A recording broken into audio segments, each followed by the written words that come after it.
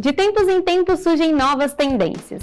Algumas delas, no entanto, têm um poder transformador, assim como as mídias sociais, que conectaram mundos, criaram profissões, novas oportunidades de negócio, revolucionaram a comunicação e agregaram a novas funcionalidades. A comunicação social tenta acompanhar o ritmo das novidades tecnológicas.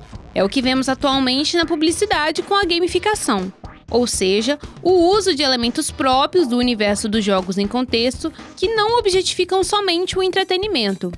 Esse é um dos assuntos que o consultor em metaverso, sênior em game design, especialista em gamificação e tecnologias emergentes, Ronaldo Gazel, trouxe para os alunos de publicidade e propaganda da PUC São Gabriel. Eu trabalho com tecnologias emergentes há mais ou menos 13 anos, quando eu montei minha primeira empresa de games.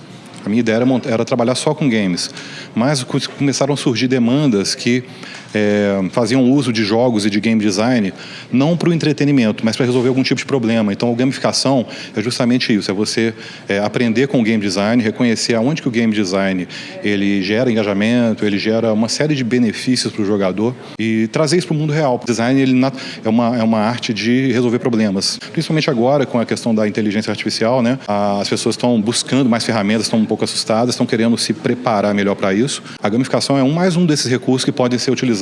Eu gosto até de defender que é uma gamificação de guerrilha, que é algo que as pessoas podem, que foi muito pouco utilizado ainda. A gamificação é um termo, algo do que se falou muito, desde 2010, que a Jane McGonigal, que foi que criou esse termo, vamos dizer assim, né, com o famoso talk dela, do TED, que ela comparava uma semana de jogadores jogando World of Warcraft com o tempo inteiro de criação da Wikipedia. Em uma semana, os jogadores conseguiam fazer a Wikipedia inteira em matéria de tempo. Então, assim, ela começou isso. Agora, as tecnologias emergentes, elas vêm aí junto dessa história, porque o próprio nome diz, elas são emergentes, não são tecnologias que já foram amplamente adotadas, igual a televisão, a internet, né? Então, elas estão acontecendo. Nesse tempo, especialmente, sobre que a IA tem sido uma verdadeira nuvem cinzenta na mente de todo mundo, eu acho que essas tecnologias e a gamificação, elas vêm para trazer um arcabouço de resistência, sabe? Para poder...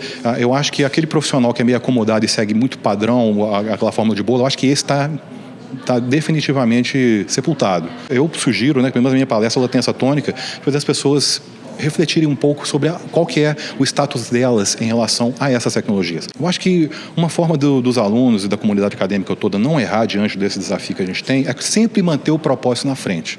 Não deixar se contaminar com as maravilhas, entre aspas, da inteligência artificial, porque ela também tem problemas e o mundo continua com um monte de problemas gravíssimos no sentido digital, da própria web, da crise da web 2.0, né, da web 3.0 que ainda não aconteceu. Tem muita coisa ainda que a inteligência artificial continua não interferindo em nada, né? Então, assim, eu acho que é isso, é ter um senso crítico, não subestimar a inteligência artificial, mas não superestimar também. É ter um senso crítico da sua postura em relação a isso, sim, entender o seu processo e entender também o mundo, né? Quando a internet surgiu na década de 90, que popularizou no Brasil, as empresas e as pessoas não sabiam o que era aquilo, então todo mundo começou nivelado por baixo. Hoje é um pouco diferente, que as Big Techs já estão muito mais no comando, mas é parecido no sentido de que quase ninguém sabe exatamente aonde que vai chegar isso, assim como na internet, tá? Tanto que a Microsoft, mesmo que é a grande gigante hoje, investiu 10 bilhões de dólares agora na OpenAI, que é a criadora do DALL-E e do ChatGPT. Ela, na época, o Windows não vinha nem com um navegador de internet. Por quê? Não se acreditava que a internet... Tá? Nós vivemos um momento análogo a esse. Mais de 30 anos depois, vamos dizer assim, quase 30 anos depois, e a gente está diante também de uma nova revolução, assim como a internet foi. Tá? E a gente tem que entender que está todo mundo nivelado e que a gente precisa de se centrar, deixar o propósito na frente e pesquisar, estudar, experimentalizar, principalmente. Não ter medo de vencer a inércia.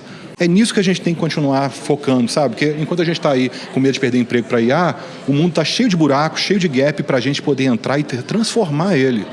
Não é a IA que vai tirar os empregos e deixar todo mundo na mão. As coisas se transformam com o tempo. Eu gosto de falar, até abro a palestra com isso, eu gosto de lembrar de algum desses momentos que eu acho mais emblemático, quando a fotografia se popularizou, meados do século XIX, ela começou a se popularizar. Principalmente no início do século XX, com aquela câmera da Kodak, que foi a primeira câmera portátil, que a pessoa apertava um botão e fazia uma câmera, fazia uma foto. Até então, para você representar a realidade, a sua imagem, a sua casa, alguma coisa, seja o que for, você precisaria necessariamente de um artista. seja um gravurista, um ilustrador, um pintor. Quando surgiu a máquina fotográfica, e aí? Morreu então, porque a máquina fotográfica passou a ser a forma padrão de se representar o mundo. A arte não era como a gente vê hoje, a arte, aquele pintor, aquela visão romântica do artista, não existia isso. Havia guildas, igual o artista, o pintor era visto como se fosse um sapateiro, um marceneiro. Tinha um artista também, que representava a realidade. Foi justamente a partir desse problema que parecia que a arte acabou, já que nós não vamos mais ter realidade para representar, é que os artistas ressignificaram a arte. Aí surgiu o impressionismo. Nós não precisamos de usar a arte para representar o mundo, a gente pode usar a arte para fazer um monte de outra coisa. É onde que eu quero chegar. Né? Veio o impressionista, depois veio o início do século, veio Marcel Duchamp com o ready-made, que é aquilo que ele pega algo pronto que não era arte, por exemplo, o escorredor de prato famoso dele, ou a roda de bicicleta. Eu pego aquilo e ressignifico aquilo, coloco em cima de um pedestal, põe meu nome e falo, isso aqui é arte. Quem é que vai dizer que não é? É a apropriação. Então, assim, eu poderia citar um monte de movimento que surgiu por causa de um problema, que parecia um problema. Eu sou romântico ainda, eu acho que nós vamos também vencer no final da escola, mas a gente não vai perder. Então, eu pudesse resumir a história, a IA não vai perder, a gente não vai perder, a gente vai conseguir dominar esse troço aí.